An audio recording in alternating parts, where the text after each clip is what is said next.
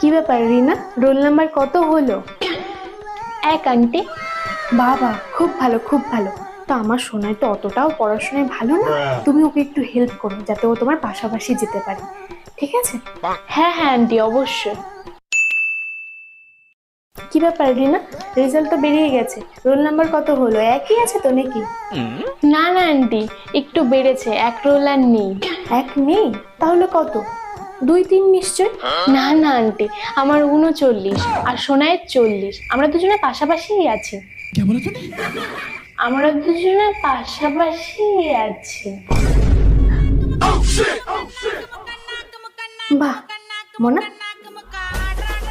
তুই ওর পাশাপাশি যেতে পারবি না বলে ওকেই তোর পাশে নিয়ে এসছিস।